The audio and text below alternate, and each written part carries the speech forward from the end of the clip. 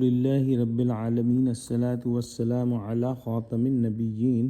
وعلی آلہ وصحبہ اجمعین اما بعد فاعوذ باللہ من الشیطان الرجیم بسم اللہ الرحمن الرحیم قال اللہ تعالی فی سورة بنی اسرائیل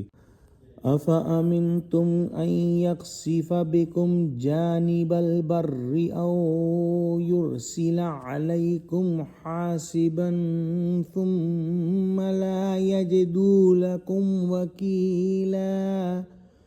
أَمْ أَمِنْتُمْ أَنْ يُعِيدَكُمْ فِيهِ تَارَةً أُخْرَى فَيُرْسِلَ عَلَيْكُمْ قَاصِفًا مِنَ الرِّيحِ فَيُغْرِقَكُمْ بِمَا كَفَرْتُمْ ثُمَّ لَا تَجِدُوا لَكُمْ عَلَيْنَا بِهِ تَبِيعًا۔ ترجمہ: کیا تم اس سے بے خوف ہو کہ خدا تمہیں خشکی کی طرف لے جا کر زمین میں دھنسا دے یا تم پر سنگریزوں کی بھری ہوئی آندھی چلا دے، پھر تم اپنا کوئی نگہبان نہ پاؤ؟ یا اس سے بے خوف ہو کر تم کو دوسری دفعہ دریا میں لے جائے، پھر تم پر تیز ہوا چلائے اور تمہارے کفر کے سبب تمہیں ڈبو دے، پھر تم اس غرق کے سبب اپنے لیے کوئی ہمارا پیچھا کرنے والا نہ پاؤ۔ پچھلی آیات کے اندر ہم نے پڑھا کہ اللہ سبحانہ و تعالی انسان کو یاد دلاتا ہے کہ انسان کس قدر ناشکرا ہے۔ جب انسان سمندر میں ہوتا ہے اور موجیں اسے گھیر لیتی ہیں اور وہ سمجھتا ہے کہ اب تو میں ڈوبا ہی ڈوبا، تو اس وقت خالص اللہ کو پکارتا ہے اور اسی سے مدد مانگتا ہے، تمام جھوٹے باطل خداؤں کو اور شریکوں کو بھول جاتا ہے۔ مگر جب اللہ سبحانہ و تعالیٰ اسے نجات دے دیتا ہے تو وہ پھر سے شرک میں مبتلا ہو جاتا ہے۔ آج کی آیت میں اللہ سبحانہ و تعالیٰ نے واضح کیا کہ موت صرف سمندر میں ڈبا کر ہی نہیں آ سکتی، بلکہ زمین پر بھی مختلف عذاب آ سکتے ہیں، اور اللہ سبحانہ و تعالیٰ ہر طرح قادر ہے کہ انسان کو ختم کر دے۔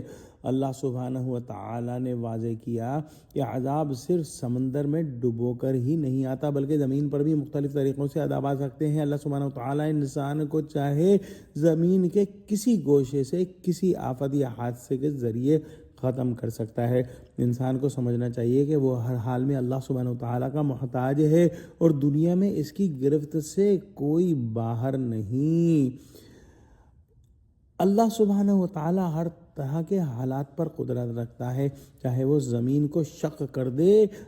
کہ جیسے کہ قارون کے ساتھ ہوا اور انسان کو اس میں گم کر دے، یا انسان کو کسی زلزلے کے اندر پکڑ لے جبکہ وہ خشکی پر پہنچ گیا ہو، یا پھر انسان کو دوبارہ سمندر کی موجوں میں مبتلا کر دے، ایسے حالات پیدا کر دے کہ اس کو دوبارہ سمندری سفر کرنا پڑے اور دوبارہ اس کو لہریں گھیر لیں اور اس دفعہ اس کو ڈبا دے۔ نتیجہ یہی ہے کہ انسان کو ہر حال میں اللہ سبحانہ و تعالیٰ کا شکر گزار رہنا چاہیے اور اس کی عطا کردہ عافیت پر اس کا شکر ادا کرتے رہنا چاہیے۔ اگر اللہ سبحانہ و تعالیٰ اپنے کسی بندے کو سزا دے تو کون ہے جو اس سے باز پرس کر سکتا ہے، یا کس کی مجال ہے کہ پیچھا کر کے اس سے مجرمین کا خون بہا وصول کرے۔ اللہ سبحانہ و تعالیٰ تو ہر شے کا مالک ہے، وہ جب چاہے جیسا چاہے فیصلہ فرمائے۔ دعا کرتے ہیں کہ اللہ سبحانہ و تعالیٰ ہم کو قرآن کا فہم عطا فرمائے، ہم کو سچوں سے جوڑے اور ہم کو صراط مستقیم پر قائم فرما دے۔ اللہ مسلمانوں کی مدد کر،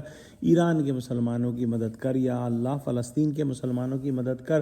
یا اللہ مسلمان جہاں جہاں پریشانی میں مبتلا ہیں ان کی پریشانیوں کو آسانیوں سے بدل دے، آمین۔ وآخر دعوانا ان الحمد للہ رب العالمین، والسلام علیکم ورحمۃ اللہ وبرکاتہ۔